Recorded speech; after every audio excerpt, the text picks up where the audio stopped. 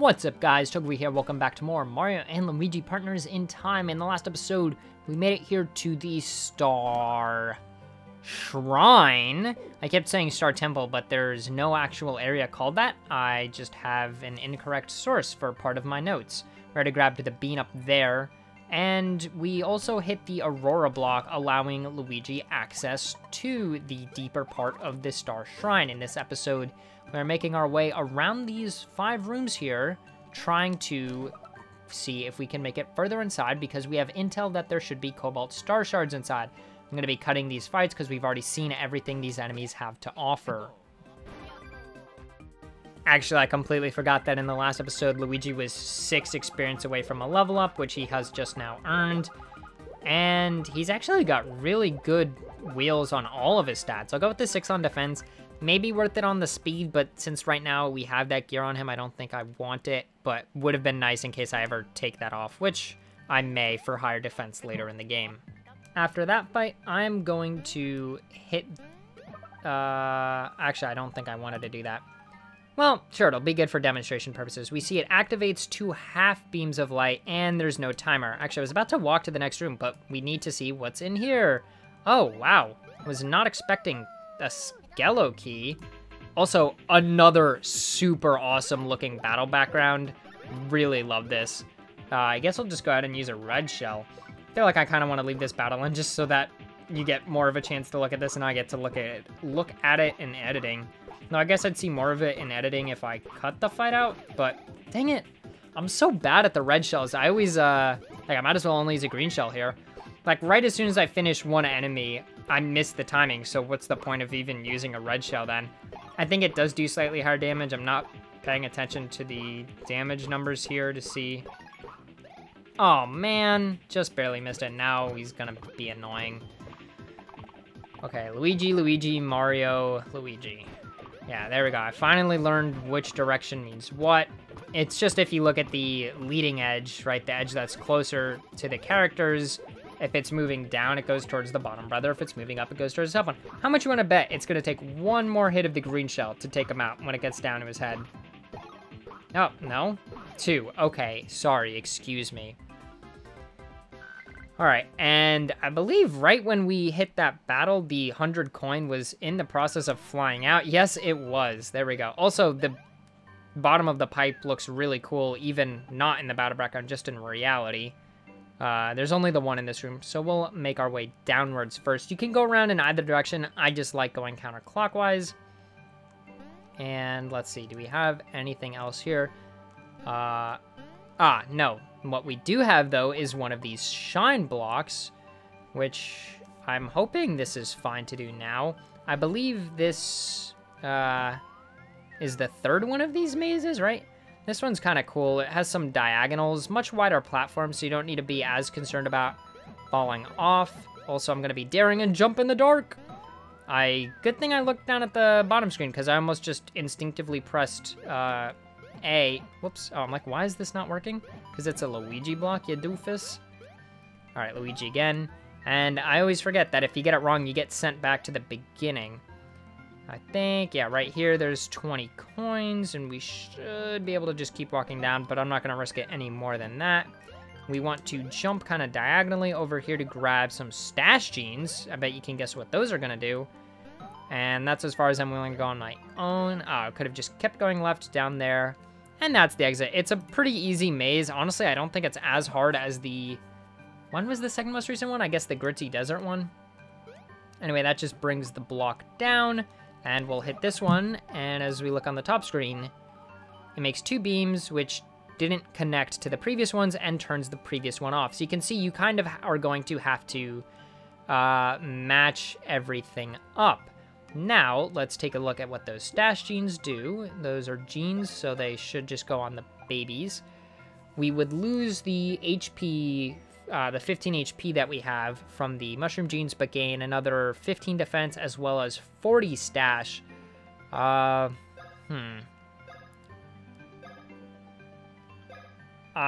could put this on Luigi, because then his HP would still be on par with Mario's, so I think we'll do that. Even though Mario needs the defense and the stash more, that's just what we're gonna do, because I said so. And, ooh, being right here, I think this should be the only thing in this room other than a warp pipe for reuniting and some more battles. Yay! Pretty easy fights in this room, and other than that bean, there's nothing to do. You're immediately able to access the block there. I think we don't have any fights in this room, but what we do have are a platform we can toss the babies up onto into a room. Oh, I was about to say, I thought this was a bean right here, but nope, that's just the star pattern in the floor. And a sign that says, blue blocks will change to match the color of whoever strikes them. If struck by one in red, they'll become red. Struck by one in green, they become green. That's all well and good. What we need to do is activate this pattern on the bottom screen, which goes away pretty quickly, but you can reactivate it multiple times. I guess I should switch scenes again. I know that top row was red, red, green, green. Let's take a look back again. Green, red, green, red, red, green, red, green. Okay, that's easy enough. Whoops, no. Go. Green, red, and then red, green, green. Once you get all of them right, whoops, they merge up on the top screen and send a block down to the bottom screen. Yay! Not complicated puzzles at all, just simple little ones, which are kind of nice and fun. And I am going to hit this one for no reason other than I want to. Oh, no, I didn't. Dang it. Well, that's what happens when you activate a bridge. It basically connects that one, but then turns off the other partial beams. Normally, what I would do is just go around the circle once, defeating all the enemies, like so. I guess the only thing I neglected to mention about the Wonder Thwacks while in the previous fights against them is that with their faster movement, it's harder to get the jumping counterattack. I had in that battle some instances of them doing the jump attack and flying right under me without me being able to get in the damage. Again, just pointing out exactly how beautiful these rooms are. I really, really like them. I love the outer space aesthetic. I think it's really cool that we're not really in outer space. We're just like at a really high altitude. In this, we get 2 red shells as well as another 100 coins. You know, they really love that mechanic that they started back in the Toadwood Forest. Anyway, what I normally do is I go around counterclockwise till I get to here, and then I start with this block and make my way counterclockwise around the loop a second time, or actually 2 more times, I think, in order to hit all of the blocks that are required to open up the platforms. I recommend going through solving all the fights and the puzzles first, just so that when you come back through, you can very easily run around, hit them, and not worry about it. So you see right here, I would have then hit this one, moved up to the top right, and then gone over to the top left. So I'm kind of going to be ruining my order a little bit here. Actually, I'm doing this just about as non-optimally as you possibly could. What I should have done is gone to the right 2 rooms, activated that, then come to this one. But oh well, you know, it's not that much of a time loss. I just don't want to cut this out because it's such a short amount of time walking, and I then want to cut to showing each of these things actually being hit, not hitten. See, now I need to hit this one, then go 2 rooms to the side, then come back and hit this one, and then go 2 rooms to the side again. So I'm really making a lot of mistakes in time efficiency. But I guess I should talk about something else, which is kind of interesting. So when I set out to make this Let's Play, I knew that there would be periods in the game like this where I need to talk about little small things just to fill in a bit of time during parts I didn't want to cut out, such as doing those blocks that give you a bunch of coins. And I made this list of various topics, from what's going on with my computer, mixed videos, various little tidbits of interesting trivia, other fun things I've been doing, like how I played through Mario Super Sluggers, the challenge, like story mode again, right before doing the first episode of this, little stuff like that. I've actually finished my list, which means now I have to actually think of things to say, which is more difficult, but, you know, is kind of the whole job here. But that means every time from now on that I'm doing one of those blocks that gives you a bunch of coins, I'm improvising the entire thing. So, yeah. I mean, not that I was ever writing out scripts. I was just writing down topics. Anyway, the point I was kind of hinting at is that you want to end on the top room because that's the only one that actually gets access to this warp block. And that's important because we get here to this crazy maze. It's not even a maze, really. It's just they interconnected the rooms in this strange fashion for some reason. There's nothing in this, and I'm not going to save here, but we are certainly in the major part of the Star Shrine now, along with 2 copy flowers, 2 ultra mushrooms. Definitely makes it sound like we have something big coming up, so I was gonna say I'll heal after the battle, but I trust myself to heal before the battle. And would you look at that, I didn't take any damage, if you see my bro's health on the top screen. Also, I love, if you watch the top screen, I'll pull it back up. If you watch what happens when you go between these rooms, like, you just zoom across the patterns there. As we step forward, feast your opticals. I do believe that's a Cobalt Star Shard. Certainly is. That looks like the bottom left shard, which is perfect. You know, it'd be kind of awkward if the order in which we received the shards didn't match up with where they were on the thing. Also, I've always wondered how this one got here, because we had the intact star. I was like, that opens the door and doesn't give us the shard. We had the intact star, and it split apart, and then somehow it got put in this temple. Incoming! Lakitu. But this seems like, thank you for choosing Lakitu Travel, have a nice day. This seems like the kind of place that you would expect it to have been before EGAD put it together, but it's here for some reason.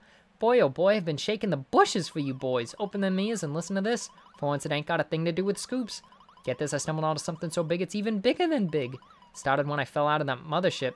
Yeah, what happened was I bounced right off of Toadbird's polka dot dome. Yup, Kowump. She landed right on my noggin, my boogity. And that's when it happened. All of my memory came back. I was holding on to this in secret. It's a Cobalt Star Shard. Wow, the whole time he had the 5th one. Yup, it's one of the same Cobalt Star Shards that you've been searching for. If you find all the Cobalt Star Shards, you'll be able to save the kingdom. That's what you all believe, isn't it? But even if you restore the Cobalt Star, defeating the Shroobs will still be impossible. You plan on scooping up all the shards, right, Whiskers? No, don't! Don't! What? Toadbird, come back. Hold up. Yeah, I'm with you. It seems to be freaking out, since it was so close to the 5th one, attempting to communicate with us. I, of course, am programmed for translatification. Ahead, ahead, something ahead. A strong power beckons. Hurry, hurry. And it runs off without us. Sounds like we're on the correct pathway. Back to adventure. You know, for someone's catchphrase, he doesn't even say it that much. And if we check, yeah, we have lost all of our Cobalt Star Shards yet again. At least this time they weren't stolen. It was just the star itself deciding to fly off. Interesting. Heading up here, we've got a warp pipe. But, like, how would you possibly get separated? But whatever. Moving right along, we have a pretty large room. 2 pocket chomps. Although, even though it's large, there's not that much to pick up. We are going to have a bunch of fights that I'm just going to have to cut them all out. I guess worth noting, the blue ones are critical to fire, as noted by that 414 damage. And the red ones, I'm assuming, are going to be critical to ice, otherwise this is going to be very awkward. Yeah, took them out real easy. Unfortunately, there's no counterpart of the mixed flower that is an ice flower, so you're stuck with just only a very powerful fire attack. And from the second battle there, Baby Mario grew to level 26. Good rolls on HP, power, defense, and speed. And decent on stash. I think we'll go with HP. Nice. +6 is what I like to see. But I think the... What was it? I took the HP raising gear off of Baby Luigi, so I'm just also going to go for HP and just get a 2. But I think his base is actually higher than Baby Mario's was there, so... not that big of a deal. I'm hoping that's it. Yeah, just those 2. Oh, well, we can see there's another, Piranha Planet up at the top. Okay, that's weird. I guess they're in a spot that doesn't count. We can see there's another piranha planet up ahead on top of this structure launching attacks on us. But for now, we just need to send our babies through. Head to the left first to grab some coins. Honestly, not worth it at all, because now we just have to go reset. Yeah, stop right there so that we can roll over again. And this time we want to go through to the left at that junction. This is, I guess, a bit of a maze. Definitely more of a maze than the top screen is. Let's see. From this, we want to go to the left and quickly hop into here. You want to be very careful on how long you spend in these areas because you need to make it up here before either bro reforms. You can grab some coins here. Could probably get them even faster if I had waited to reform. And the hit free badge. Judging by what hit and free means, that means you're going to have unlimited bros items until you take damage. Yes, use as many attack items as you like until you take damage. This could be better than the big hit POW badge, probably, but also, like, again, I don't need infinite bros items. Like, I'm not struggling by any means. I am bad at dodging some attacks, but I've got so many coins, right? Earlier in the game, I kind of hesitated to buy some gear just because coins are not that plentiful early on, but at this point, we can definitely buy whatever it is that we want to. Yes, I'm going the right way. This is kind of an annoying jump. Oh, actually, never mind. You can just jump straight to the right. For some reason, I thought you couldn't, but we need to hurry. Yes, okay. Once you make it into here and then get up to this gate, this is the end of where we need to make it. Let's drill underneath and get to a large one of these beautiful areas. That's not a bean. That's just a regular thing in the ground. And at the end of this, we can whack a button, which I didn't even go over there and show it, but we couldn't progress upwards because that block was missing. And now we can work our way out and unfortunately say goodbye to this lovely background and floor aesthetic. I really am a fan of the graphics here. Not just in this particular room, but all of Star Hill and the Star Shrine especially. It's just so nice. And as we make our way up these blocks, you can see up on the... Oh, I guess there was no point in bringing the babies because we have to spin jump. Wait, no, you know what?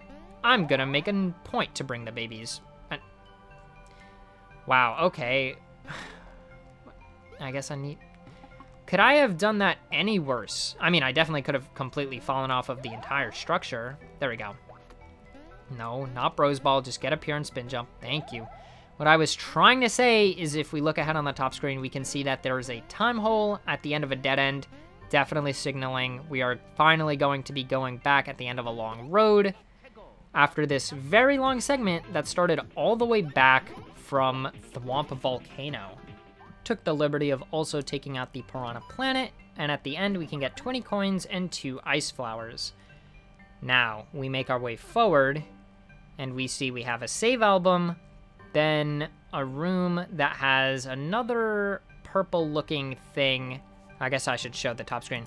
Another purple-looking thing, kind of in the same spot as where the Cobalt Star Shard was in that room on the bottom right, and then the time hole. If there was no boss fight for the 4th shard, but then all of our shards decided to leave us, I bet you can figure out what we're about to do. Going up the right, we get a 1-up super, 2 ultra drops, 2 copy flowers, and then around on the left, we have 2 ice flowers to go with the 2 we just got in the last room. Okay, 2 red peppers and 2 refreshing herbs. Again, I'm not going to save because I don't save in the middle of recordings, but this is another one of those. With the Commander Shroob, I highly recommended you save because there's a chance for an item drop. For this battle, I highly recommend you save. I honestly don't know if there's an item drop, but because this is a fight that's actually really easy to lose.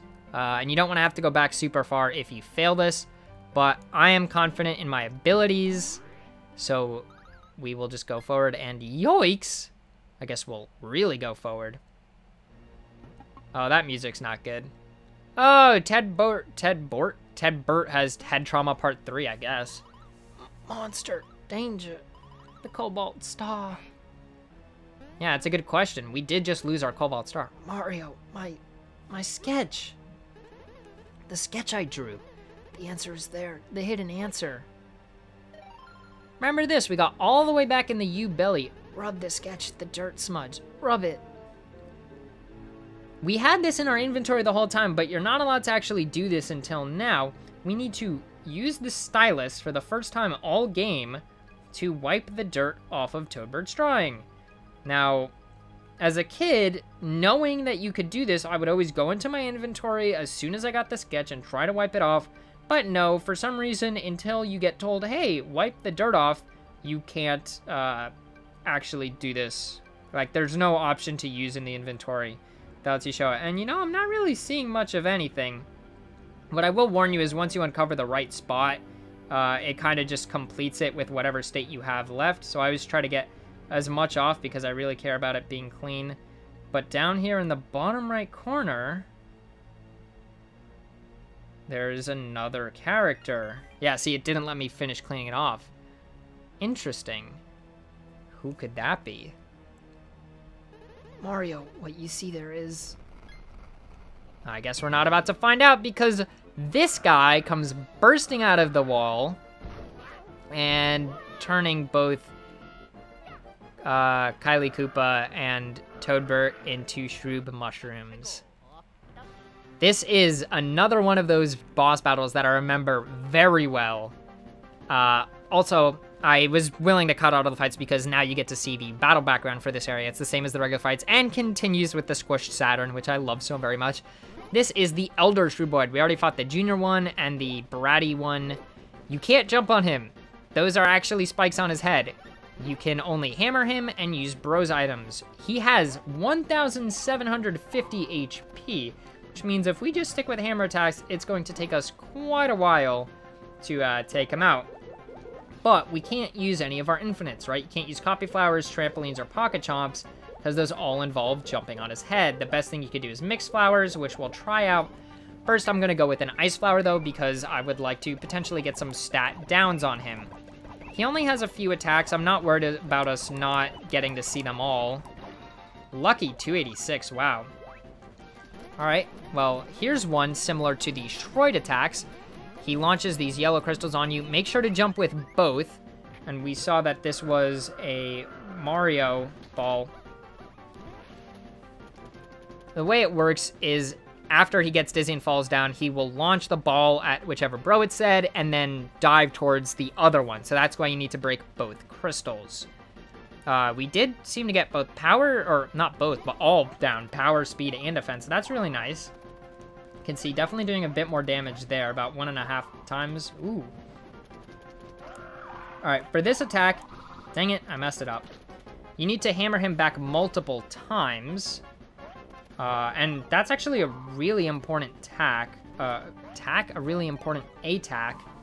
Let's see. All right, here he's using his fireball. You just look at which hand he picks and jump with that bro. He didn't do it there, but he can pick, he can throw fireballs towards both bros at the same time. It's honestly his easiest attack by far. Should not be worried about it at all. All right, here he's doing the spinning one. You just need to hammer him a bunch of, dang it. I believe if you hit him enough with that, he'll fall on his back and you'll be able to use jump attacks on him, which is how you're meant to beat him. I mean, we could try using a mixed flower. Let's try it, see if he's weak or resistant to this at all. It'd really be a shame if he's resistant to it, because considering he is red, and they tend to color code these things. But I'm hoping since he's a boss, it's just a coincidence and it's not meant to telegraph anything like that. It's a pretty big fireball. Yeah, 296. Pretty good. Oh, there we go. He's throwing with both. Yay. All right, come on, dude. Show me more of what you've got. Because, again, I really can't do any infinites. I could try using some more. All right, here we go. He has this attack where he... Yeah, okay, that's the one where he falls on his back. Because he just throws a spike ball around you and then falls on his back. Now it's time to go in with the copy flower and just absolutely wreck this dude. Let's see, what can I talk about? Well, I've been playing Paper Mario Color Splash, which I am one of the idiots who 100%ed Sticker Star. That includes grinding out all of the... Oh, wow, he's that close. All of the action commands and everything to get all of the flags. Anyway, when you beat this guy, instead of dying, he actually grows not quite that big. It makes it look like he's going to be humongous, but he just grows big. and he gets a ship up on the top screen. If you remember, back from our first battle against the Shroobs, also it resets any of his stat down, so we're going to use another Ice Flower. Back from our first battle against the Shroobs, when Mario and Luigi were scripted to lose that fight, when that counter... Oh, see, now he's weak to ice. When that counter hits 0, we die. It's an unavoidable attack. When the timer hits 0, it'll drop that bomb on the bros, and all 4 of them instantly die. There's no way to dodge it. There's no way to counterattack it. And, oh, I kind of messed up there. Well, the point is you basically have to beat it before the timer hits 0. However, something you were supposed to actually notice from the love bubble, which I'll talk about as I use another copy flower here. When the love bubble does that attack where it spins around and you need to hammer it away, if you hammer it away with Mario, it flies up and to the right, and if you hammer it away with Luigi, it flies straight up. What you're supposed to learn from that is that in this fight, if you hammer the ball back with Mario like I did, it flies up and to the right. If you hammer it back with Luigi, it'll fly straight up, hit that Shroob ship, or actually, you can see if it's moved to the left or to the right. That's basically C760 right there. I'm not even worried about this. You can see which way it's moved. Right now it's above straight up, so I need to hit it with Luigi, but before it counted down to 3, it was above the Shroob, so we would have needed to hit it with Mario there. You basically, if you hit it into the Shroob ship, it'll reset that timer back to 4, and he didn't have much left there, just about 300 HP. He's only got 1200. In that second phase, so that's why I was not worried about not being able to take it out in 4 turns. We get an Ultra Drop and no level up, despite how much experience and how many coins we got there. And after him blowing up, it seems he was actually made out of that 5th Cobalt Star Shard, which is interesting because Toadbert ran off with it and somehow lost it, and then the shard became that enemy. This is the shard that was in Toadbert's possession, if I'm not mistaken. I presume that monster attacked them, hoping to take it for its own. Poor Toadbert. Poor Kylie. This is a travesty. There's nothing we can do for them now, is there? Where did the rest of the Cobalt Star go blastering off to?